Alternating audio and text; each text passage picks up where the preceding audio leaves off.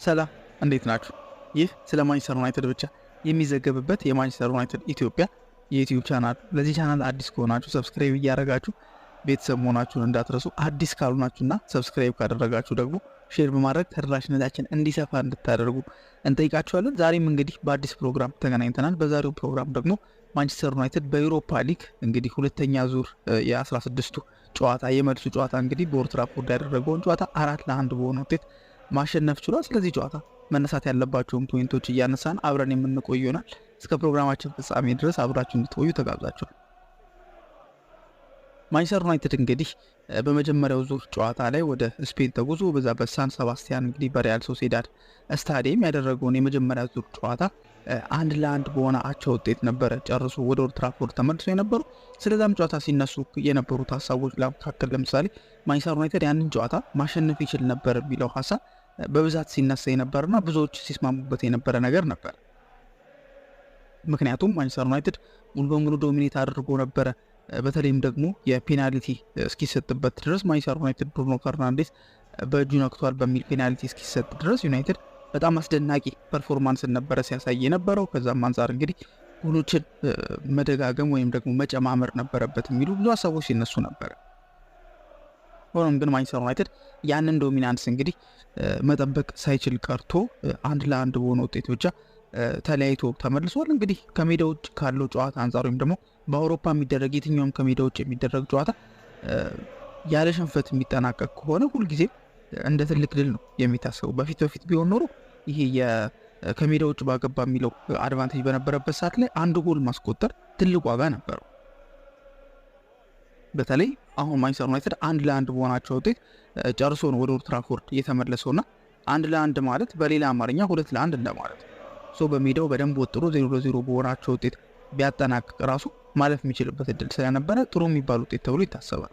ከዛ ውጭ ግን አሁን ግን እንደዚህ አይነት ይሄ ከሜዳ ውጭ ባገባ የሚለው ነገር ስለቀረ ከዚህ የሚያዝለት ምንድነው ማንቸስተር ዩናይትድ ጨዋታውን ከአዲስ መጀመር ይችላል።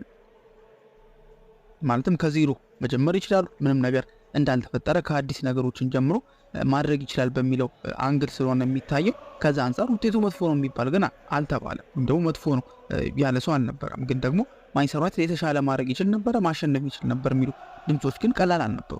ስለዚህ ያንን ቁጭት ሊባል ይችላል ወይም ደግሞ ያንን የበላይነት ይዞ ነው እንግዲህ ይሄንን ጨዋታ የጀመረውና ሩበን አሞሪም ከጨዋታው በኋላ ከተናገረው አንጻር እንኳን ብንመለከተው ከመጀመሪያው ደቂቃ ጀምሮ ወደ ቀጣዩ ዙር እንደምናልፍ አምነን ነበረ ብሎ ተናግሯል።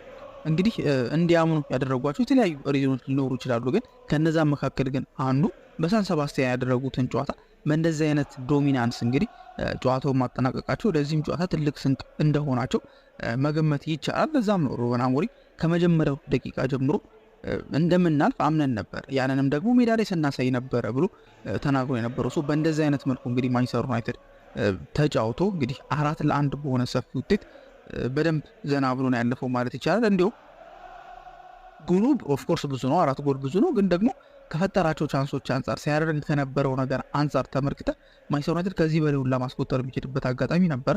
ሙሉ በሙሉ በሚባል ደረጃ ሪያል ሶሴዳዶችን ከጥቅም ውጭ አድርጓቸው ነበረ።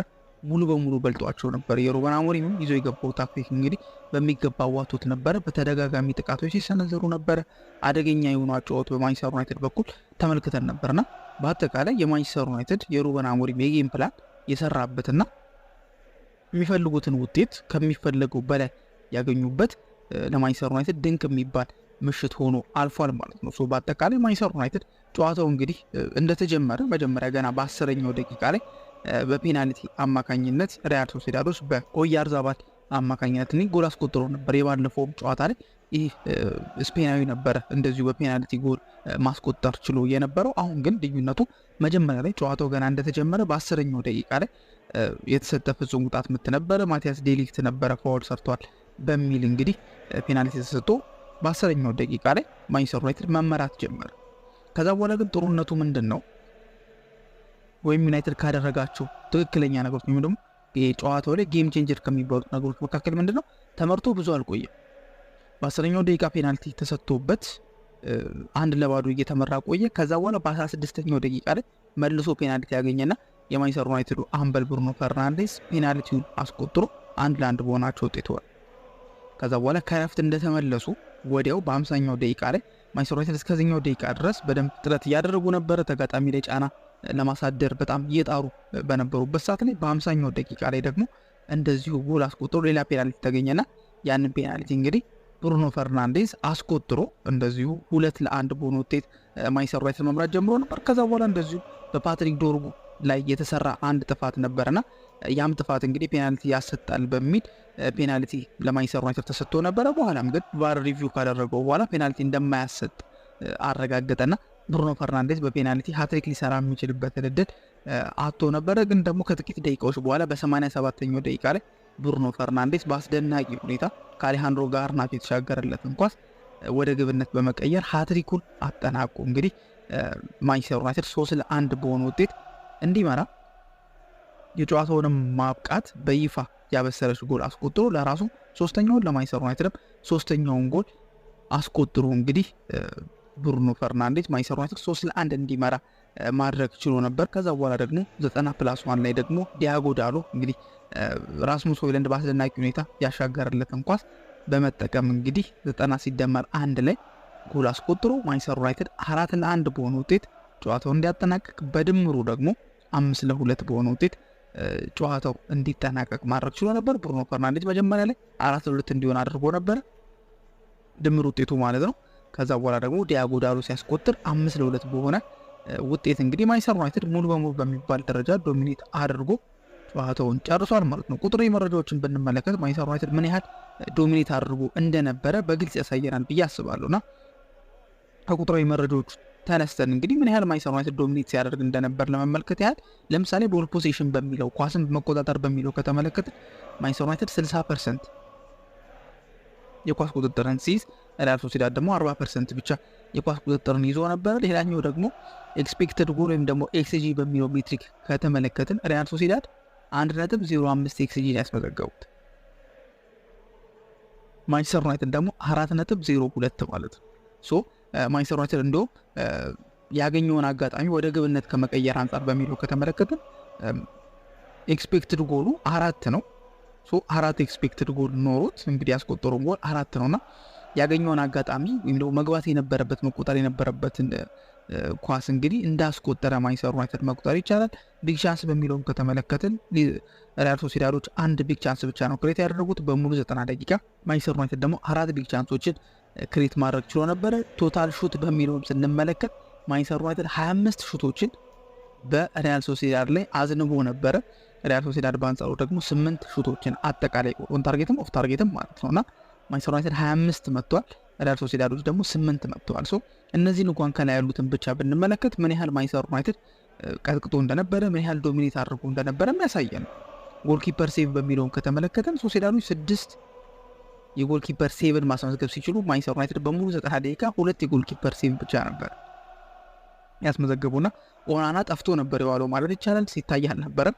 እንዲሁም መጨረሻ ላይ ዲያጎ ዳሎ ጎል ካስቆጠረ በኋላ ሴሌብሬት ሊያደርግ ሲመጣ ነው እንዲሁም በደንብ ኦናና መኖሩ ራሱ የታየበት አጋጣሚ ወይም ደግሞ የታየበት አጋጣሚና እስከዛ ሰዓት ድረስ ግን ማንቸስተር ዩናይትድ ራሱን እያስቀጠቀጠም አልነበረም። ስለዚህ ኦናና ደግሞ ብዙ እየታየ አልነበረም። ኦን ታርጌት በሚለው ራሱ ከተመለከትን በሙሉ 90 ደቂቃ ሪያል ሶሲዳዶች 3 ኦን ታርጌት ብቻ ነው የሞከሩት።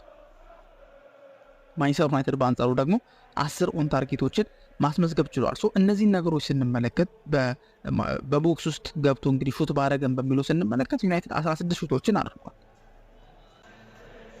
ሶሲዳድ ደግሞ 4 ብቻ ማለት ነው። ሶ እነዚህን ነገሮች ጠቅላላ አድርገን ስንመለከት ማንቸስተር ዩናይትድ በሙሉ ጨዋታው ላይ እንዴት ዶሚኔት አድርጎ እንደነበረ ምን ያህል ተጋጣሚ ቡድን አስጨንቆ በደንብ ገርስሶ አሸንፎ እንደወጣ እንግዲህ መመልከት እንችላለን። በግል ደግሞ ተጫዋቾቹ ያገኙትን ሬቲንግ ብንመለከት አንድሬ ኦናና እንግዲህ እንዳልኳችሁ ጨዋታው ላይ ብዙም ተሳትፎ አልነበረውም። ሆኖም ግን 6.8 ሬቲንግ ተሰጥቶታል። ተከላካዮቹ ደግሞ ማዝራዊ 7.4፣ ማቲያስ ዴሊክት 6.4 እና አይደን ሄቨን እንግዲህ የመጀመሪያ ቋሚ ተሰላፊ ሆኖ የገባው እንግዲህ ከአርሰናል የመጣው በጃንዋሪ አይደን ሄቨን የተባለው 18 ዓመቱ ወጣት ተከላካይ 6.9 ሬቲንግ ተሰጥቶታል። ዲያጎ ዳሎ ኦቨርላፕ አንደርላፕ ሲያደርግ የዋለው ዲያጎ ዳሎ 7.8 ሲሰጠው ካሴሚሮ በደንብ የመከላከሉን ስራ በአግባቡ ሲወጣ የነበረው ካሴሚሮ 7.1 ሬቲንግ ተሰጥቶታል። ብሩኖ ፈርናንዴዝ ደግሞ 10 ከ10 የሆነ ውጤት ተሰጥቶት እንግዲህ የጨዋታው ኮከብ ሆኗል። ያው የሚታወቅ ነገር ነው፣ ቁጥሮች ደገፉለት እንጂ ግልጽ የሆነ ነገር ነው።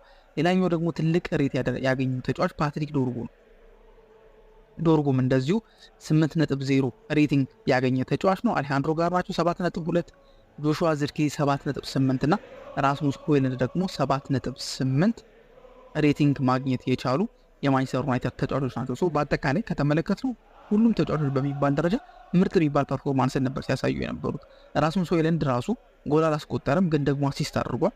አሲስት ማድረጉ ብቻም ሳይሆን በቃ ሊንክ አፕ ፕሌው በጣም የሚያስደንቅ ነበረ። ሲሰራ የነበረው ስራዎቹ እያንዳንዱ ጥረት ምናምን ነገር በደንብ የሚያስደንቅ ነበርና ራስሙስ ሆይሉንድ ራሱ በዚህ ጨዋታ ላይ ጥሩ የሚባል እንቅስቃሴ ካሳዩ ተጫዋቾች መካከል የሚጠቀስ መሆኑ የሚታወቅ ነውና እሱም በጥሩ ሁኔታ ተንቀሳቅሷል። ከነ ጋርናቾ ጋር ከነ ዝርክዚ ጋር ጥሩ መግባባት እንደነበረው ተመልክተናልና ራስሙስ ሆይሉንድ ራሱ ጎል ሳያስቆጥር ግን በአሪፍ ሁኔታ የተሰጠውን ኃላፊነት በደንብ ተወጥቷል ተብሎ ይታሰባል ማለት ነው። ከዛ ቀጥሎ እንግዲህ ማንቸስተር ዩናይትድ በምን አይነት ታክቲክ ተጠቅሞ ነው እንግዲህ ሪያል ሶሲዳድን ከጥቅም ውጭ ያደረጋቸው የሚለውን ነገር ስንመለከት ያው ፎርሜሽኑ እንደምናውቀው 3-4-2-1 ወይም ደግሞ 3-4-3 ፎርሜሽን ይዞ ነበር የገባው የነበረው፣ ግን ደግሞ በሁለት አይነት መልኩ ነበር ሲጫወት የነበረው እንደ አስፈላጊነቱ ማለት ነው። በሃይ ፕሬሲንግ የሚጫወትበት ጊዜ ነበረ።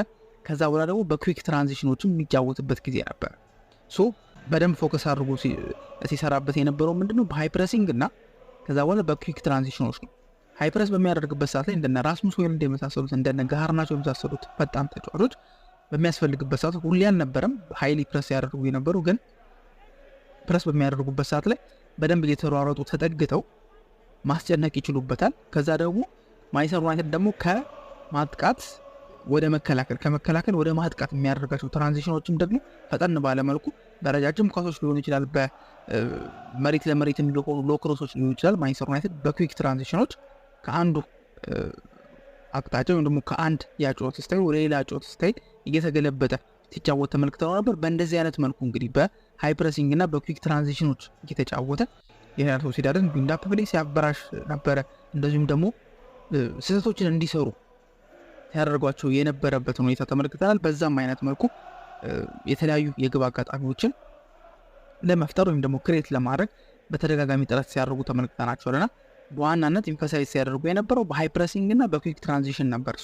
የሪያል ሶሲዳድን ቢልድ-አፕ ፕሌይ በደንብ ሲያበላሹ ነበረ።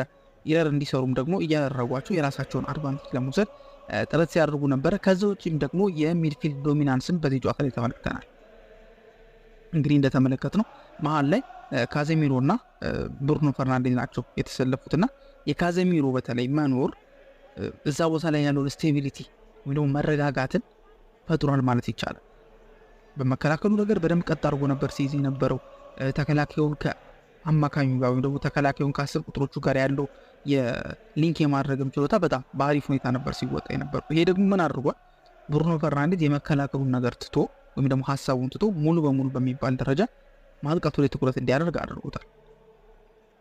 ስለዚህ ካሴሚሮ በደንብ ስራውን እየሰራ ነበረ። ከኋላ ሆኖ በደንብ ነበረ ሲጫወትና በደንብ ከቨር ሲያደርግ የነበረው። ስለዚህ ብሩኖ ፈርናንዴዝ ሙሉ በሙሉ የማጥቃት ማይንድ ሴት ላይ ሆኖ እንግዲህ እንቅስቃሴዎች ሁሉ ወደ ማጥቃት እንዲሆኑና እንዲያተኩሩ በማድረግ እንግዲህ 3 ያህል ጎሎችን እንዲያስቆጥር ረድቶታል የካሴሚሮ መኖር። ስለዚህ መሀል ላይ የነበረው ዶሚናንስ በእንደዚህ አይነት መልኩ ብሩኖ ፈርናንዴዝ በማጥቃቱ በኩል ነበረ በደንብ ሲሰራ የነበረው። የካዜሚሮ ፕሬዘንስ ግን በደንብ ነበረ ስቴቢሊቲ የመረጋጋት ሁኔታ ሲሰጥ የነበረው። በዛም ሁኔታ እንግዲህ ብሩኖ ፈርናንዴዝ በመስመሮች መካከል እያለፈ የሚገኙ ስፔሶችን በደንብ እየተጠቀመ በሚገባ የሶሲዳድን የዲፌንሲቭ ስትራክቸር እያፈራረሰ እያበላሸ እንግዲህ ጎሎቹንም ተመልክተን ምን ያህል ስራውን ሲሰራ እንደነበረ ተመልክተነው ነበረ። ከዛ ውጭ እንግዲህ ዲፌንሱን በማፈራረስ መልኩ ብሩኖ ፈርናንዴዝ እንደተናገረው እንኳን ራስሙስ ሆይሉንድ ትልቅ ስራ ሲሰራ ነበር።